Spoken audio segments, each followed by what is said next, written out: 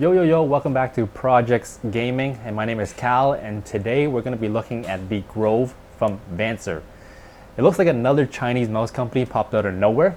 There's not much information about who's behind this, which is kind of the MO of these mouse companies, but from the looks of it, it's definitely not their first rodeo. Looks like they got the manufacturing sorted, and from my perspective, the only weakness that they have is probably their distribution. I like their branding aesthetics, especially the website. It retails for $109.99 US on Lethal Gaming Gear.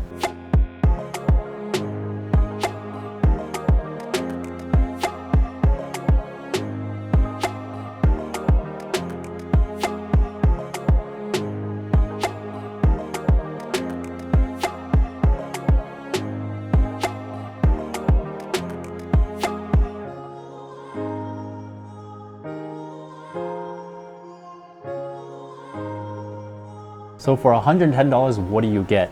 You get the mouse, you get the dongle with the LCD display, you get the cable, the charging cable, and then you get a set of grips and then an extra set of mouse feet.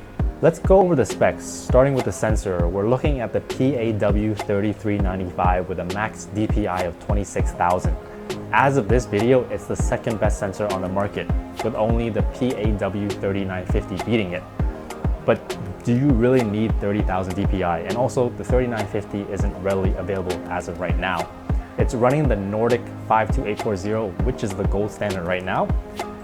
It maxes out at 4K polling. It's running a 300 milliamp battery, which I can appreciate. We're starting to see companies skimp out in order to save some weight by offering less than 300 milliamp. I personally don't think that's a good compromise, given we're starting to see polling rates continuously increasing, which drains the batteries faster. Switch-wise, it's got the Huano Blue Shell Pink Dot Transparent. There's a huge fan base around this switch among the enthusiast crowd. I'm okay with it. Like when I'm playing CS, Blue Shell Pink Dot or on-runs don't really affect my gameplay that much.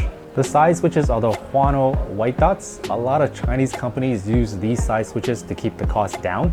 No complaints here, they work well. It's got the TTC Gold encoder, which in my opinion is the best at the moment.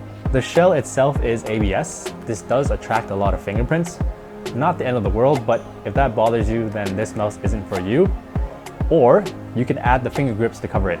It's advertised as 47 grams, plus or minus 2, but when we put it on the scale, we get 50 grams.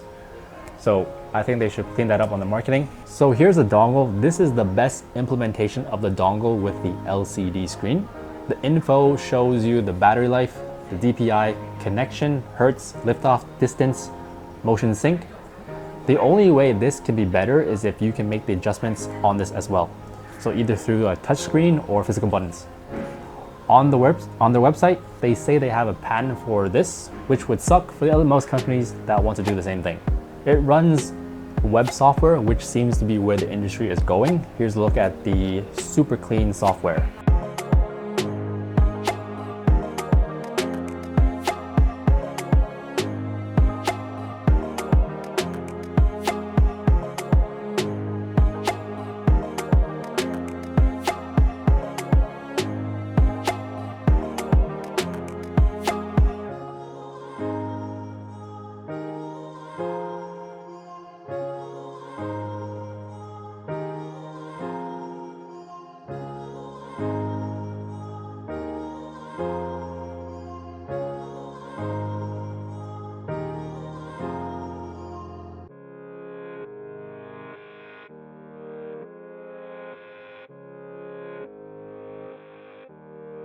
Mouses nowadays are so good because they're all running the same components underneath.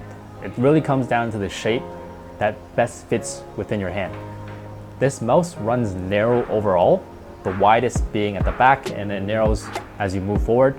So here's a reference point compared to the Superlight and our Sleeper.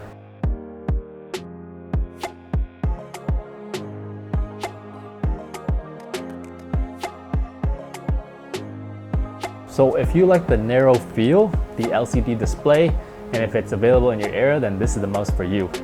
And that's it for this one, and we'll see you guys in the next one.